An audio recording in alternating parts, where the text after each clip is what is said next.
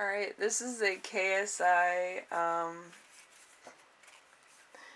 Clout Gaze astrology reading.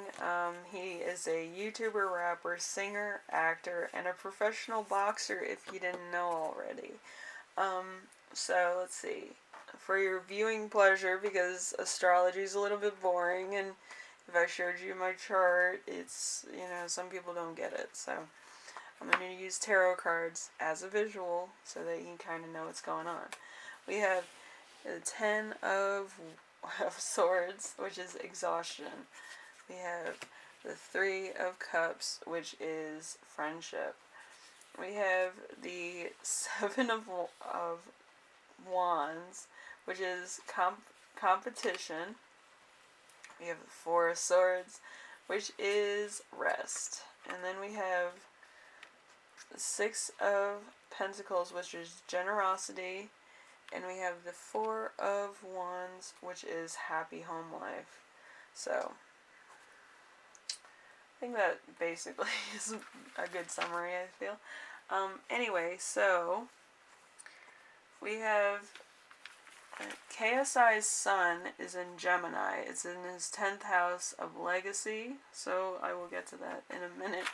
But let's see. We have the moon. His moon is in Gemini in the 9th house of beliefs. That's how you feel. We have his Mercury in Cancer the Crab, the 11th house of self. So he has a strong sense of self. It's how you think and you speak. So, pretty influential. So his Venus is in Taurus, the 9th house of beliefs. How you love and what you value, basically. So it's kind of a good thing that it's in Venus then. So also, if he's looking for somebody to get married to, it's probably going to be a Taurus or a Earth sign that holds a lot of Taurus skills. So we have Mars in Leo, which is the 12th house, transitions,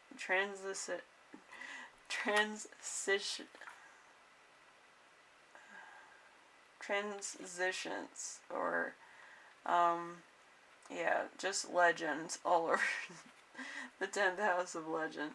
So, let's see, how you take action and show passion. So, with his, passion and stuff, it's going to be inspiration for future generations, even after he passes. It's going to be one of those things. So, let's see, Jupiter in Libra, first house of identity.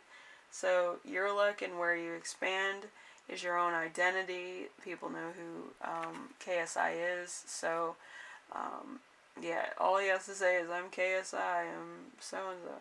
And people will be like, oh yeah, you're so-and-so. They know you from somewhere, So Saturn in Pisces is the 6th house of responsibilities. Your self-discipline, responsibility in general. So in Pisces, it's probably a bit deeper than most people think, and it might kind of come with a little bit of a cost because it is in Saturn. So it's like the truth, and it's like it has depth to it, stuff like that. So we have Uranus in Capricorn, so the 5th house of creativity, your uniqueness, where you don't fit in. So your own creativity might be over some people's heads, or how you express yourself might be over some people's heads when you do get creative at KSI.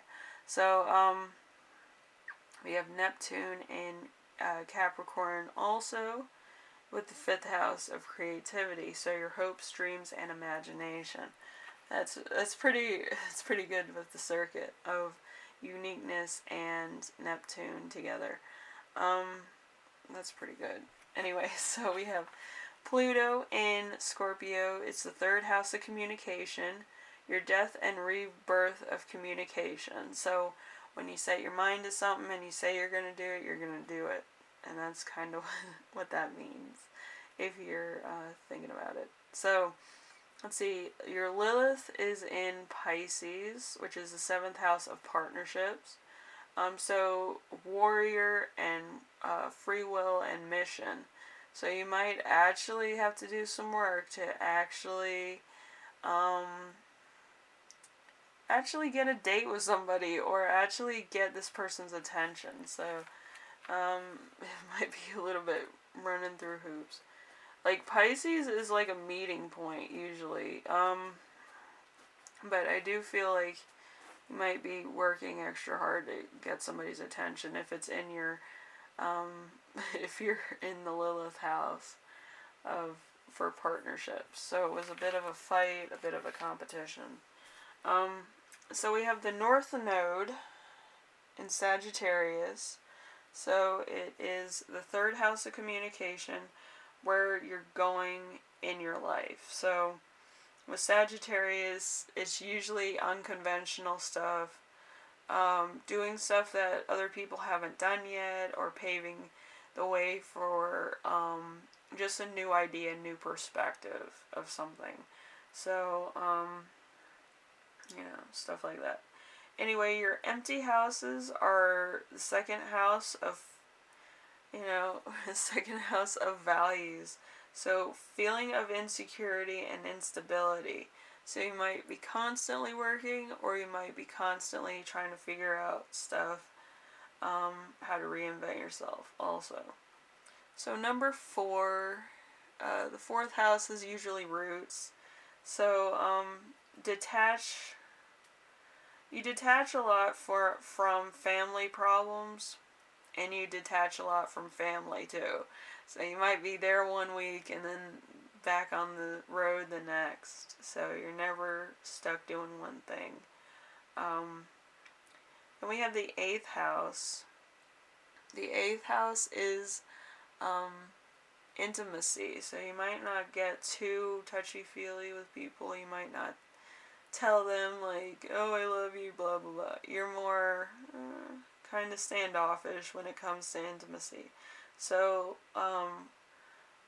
so you lack a fear of death and danger.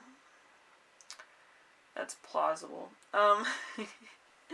Being a boxer, I think that's basically what the guidelines are. So, let's see. So, let's see your symbols, and then I will get to your, if you weren't a YouTuber, what would you be doing? I'll do that last, and then, fun. Anyway, your symbols are the flute, a deer head, a chariot, the snow white glass case, a bow, a hand, the elephant, another flute. We have a umbrella and a chariot. So all these symbols at some point will cross your path. And what's going to happen is that it might be in a subtle way, or it might be as a vision, because it does happen. And it's just a transition to another point. And some people asked, and I had to add it. So everybody knows why I come up with these symbols and stuff. Usually it's from my own visions, where all these are collided together. So anyway, let's get into what you would be doing if you were not a YouTuber. So all kinds of artists, singers, musicians, lyricists, poetry, painters, writers, thinkers, romantic novelist, deals with earth products like gemstones, or garments, texture industries, trendsetters, fashion designers, veterinarians, professions dealing with animals in general, or gardeners, farmers, landscaper, or advertising industry, let's see, salesperson, a real estate developers, let's see.